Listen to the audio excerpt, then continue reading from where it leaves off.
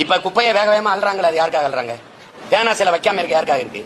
சென்னையில பல இடங்களை வீட இடிக்க போய் இடிக்காம திரும்பி இருக்காங்களா, யாருக்காக இருக்கு? பரந்தூர் விமான நிலையம் இன்னும் கட்டப்படாம அப்படியே இருக்க யாருக்காக இருக்கு? 8 வழிச்சாலை யாருக்காக போடாம இருக்கு? யாருக்காக? எங்களுக்காக தான். என்ன சாதிக்கிறீங்க? 36 லட்சம் பேர் ஓட்டுக்கு ₹1 வாங்காம 36 லட்சம் பேர் உண்மை நேர்மையா நல்ல அரசியல் வரணும்னு எண்ணத்துல வாக்கு செலுத்தின அந்த மக்கள் அப்படின்னா அது மாறுதல் தானே? எந்த அரசியல் பின்புலம் இல்லாத எளிய பிள்ளைகள் தேர்தலில் 117 பெண்கள் 117 ஆண்கள் போட்டியிட்டு 8 விழுக்காடு அங்கீகாரத்தை பெற்று ஒரு அங்கீகாரம் பெற்ற அரசியல் கட்சியா வர முடியும். பணம் இருக்கவும் தான் அரசியல் செய்ய முடியும். அதை மாற்றி இல்லை, நாட்டுக்கு மக்களுக்கும் சேவை செய்ய வேண்டும் மனம் இருக்கணும், அரசியல் செய்ய முடியுங்கிறது சாதனை தானே? சாதனை தானே? அப்புறம் வென்று அதிகாரத்துக்கு வந்துட்டீங்க, என்ன பண்ணீங்க? ஒண்ணு சொல்லுங்க. எம்எல்ஏ ஆயிட்டீங்க, ஒண்ணு. இந்த அவர் கேட்டார்ல, எங்க ரத்த வேல்முருகன் சொல்றாரு, 3.5 வருஷம் பொறுத்துட்டேன், என் தொகுதிக்கு ஒண்ணுமே செய்யல. இதுக்கே எம்எல்ஏ ஆனும் பேட்டி கொடுத்துருக்காருல்ல, எதுக்கு எம்எல்ஏ ஆனும்? அப்போ நீங்க போராடினா நடக்க மாட்டேது.